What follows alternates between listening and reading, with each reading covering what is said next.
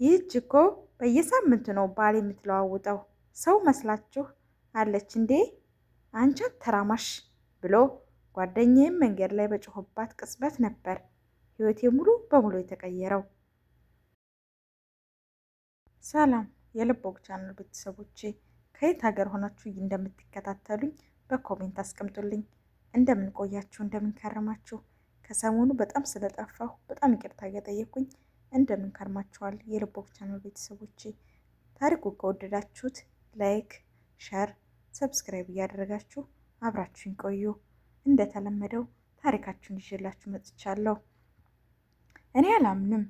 እንደተለመደው እዛች ድብልብል ድንጋይ ላይ እኔና ሁለት ጓደኞቼ ተቀምጠን ወጪ ወራጁ ላይ እናፈጣለን።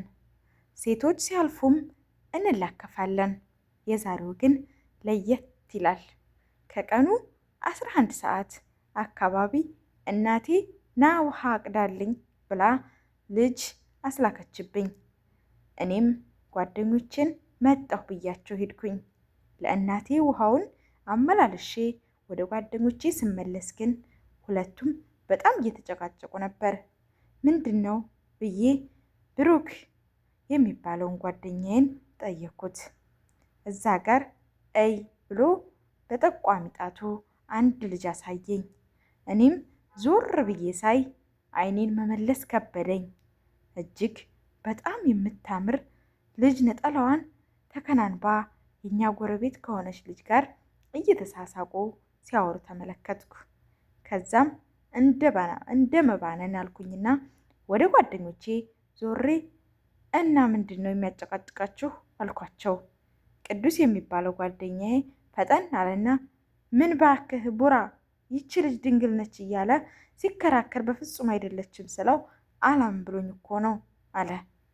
እኔም ፈጠን ብዬ ድንግል አለመሆኗን በምን አወክ ብዬ አፋጠጥኩት። አረ ኃይሌ ምን ነካህ? ይቺ እኮ በየሳምንቱ ነው ባል የምትለዋውጠው ሰው መስልሃለች እንዴ? እንደውም አለና አንቺ አተራማሽ በማለት ጮኸ፣ ተጠራ። ልጅቷም ዞር በማለት ፈገግ አለችና መልሳ ማውራቷን ቀጠለች። በጣም ደነገጥኩኝና ያምሃል እንዴ ብዬ ጮህኩበት። ቅዱስና ብሩክ አፋቸውን ከፍተው አይናቸውን አፍጥጠው ሲያዩኝ ምን ሆናችሁ ነው ብዬ ጠየኳቸው። ሁለቱም አፋቸውን ሸፍነው ከት ብለው መሳቅ ጀመሩ። አሁንም ደንግጬ ምን ሆናችሁ ያማችኋል እንዴ ስላቸው አረ ኃይሌ ፎንቃ ያዘው በማለት እየተያዩ ማውራት ቀጠሉ። እንዴ ምን ነካችሁ? የምን ፎንቃ ነው የምትሉት ስላቸው እስከ ዛሬ ብዙ ችኮችን ስንላከፍ ተናግረህ የማታውቀውን ዛሬ ምን ነክቶህ ነው አሉኝ። ትንሽ አሰብ ሳድርግ ልክ ናቸው። እስከ ዛሬ ሲላከፍ አብሬያቸው ላከፍ ነበር። ዛሬ ግን አፊ ተያይዞ እዚህ ጋር አይኔን ከእሷ መንቀል ከበደኝ። በልቤም ምን አይነት ቀልብ ሰራቂ ልጅ ናት አልኩኝ። ኃይሌ ኃይሌ ኃይሌ አረ ኃይሌ አለኝ ብሩክ። አልሰማ ስለው ከፊት ለፊት ቆሞ አይኔ ላይ ቀኝ እጁን እያወዛወዘ ነበር። እንደ መባነን አልኩኝና ምን ፈለክ? ተናገር፣ ምን አባ ፈለክ አልኩኝ ትጋል ያልኩኝ። ከዛም ተያዩና በጣም ሲሳሳቁብኝ አባረራቸው ጀመር። እነርሱም እየሮጡ ወደ እርሱ አቅጣጫ ሄዱና አንቺ አተራማሽ አፍቃርሽ እኮ በአንቺ ምክንያት ሊገለን ነው አሏትና ብን ብለው ጠፉ። የምሆነው ጠፋኝ። እንደ ዛሬ በጓደኞቼ በሽቄ አላውቅም። ይዤ ብገላቸው ራሱ ደስ ይለኝ ነበረ። ምን ዋጋ አለው? እሷ እያለች ከእነሱ ማባረር፣ መጣላት ህፃናትን ሆኖ ተሰማኝ።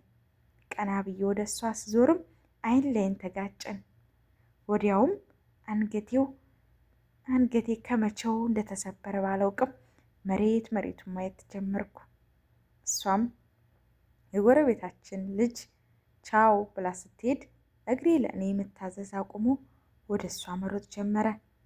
ከዛም ከፊት ለፊቷ ቆምኩኝ። እሷም ቀና ብላ እያየች ይቅርታ ምን ሆነህ ነው አለች። ቀና ብዬ ሳያት አይኔ ማረፊያ አጣ። ከላይ እስከታች የሚያውን ሁሉ የሚማርክ ነው። ይህን አይን ማየት ከሲኖ ትራክ ጋር መጋጨት ሆኖ ተሰማኝ። እንደምንም ተጋፍጬ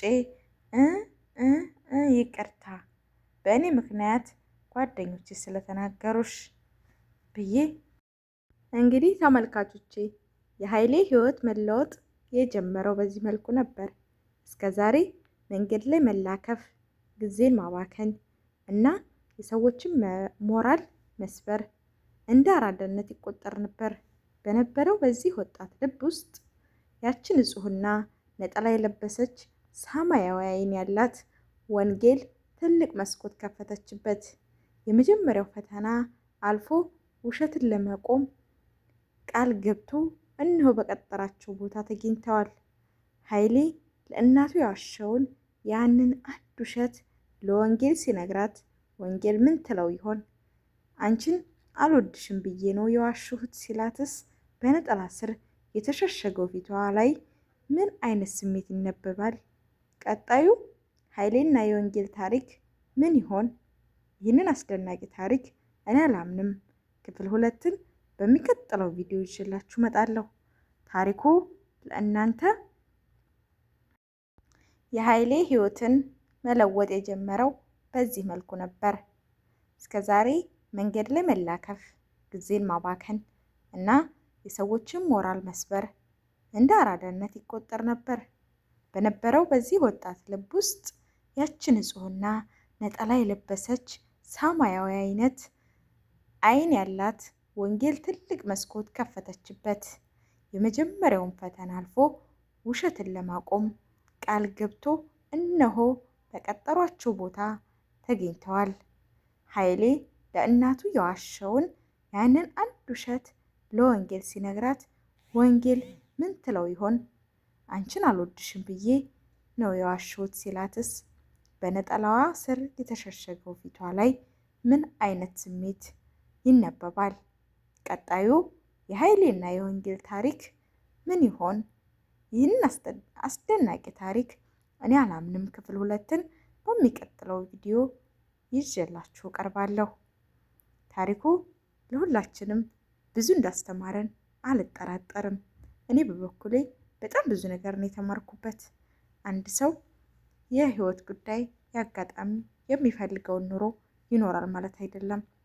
ውድ የልቦ ቤተሰቦች ከየት ሀገር ሆናችሁ እንደምትከታተሉኝ በኮሜንት አስቀምጡልኝ። ቀጣይ ክፍልም በጉጉት እንጠብቃለን። ቪዲዮውን ከወደዳችሁት ላይክ ማድረጋችሁን አትርሱ። ለቻናሌ አዲስ ከሆናችሁ ደግሞ ቀጣዩ ክፍል በፍጥነት እንዲደርሳችሁ ሰብስክራይብ በማድረግ የደወል ምልክቷን ይጫኑ። በኮሜንት መስጫ ላይ ስለ ታሪኩ ያላችሁን አስተያየት በጉጉት እጠብቃለሁ። እስከ ቀጣዩ ክፍል ሰላምና ጤና ለእናንተ ይሁን። ውድ የልቦክ ቻናል ቤተሰቦቼ እስካሁን አብራችሁኝ ስለቆያችሁ በእውነት ከልብ አመሰግናለሁ። የህልም ዓለም መፍቻ መምህር ተስፋዬ አዲስ መጽሐፍ እንዳስመረቀ ሁላችሁም ታውቃላችሁ ብዬ ተስፋ አደርጋለሁ። የህልም ዓለም መፍቻን የነፍስ ጋት ብዙ መጽሐፎችን ጽፏል። ግን ዋናው አሁን ላይ የተመረቀው በቅርብ ጊዜ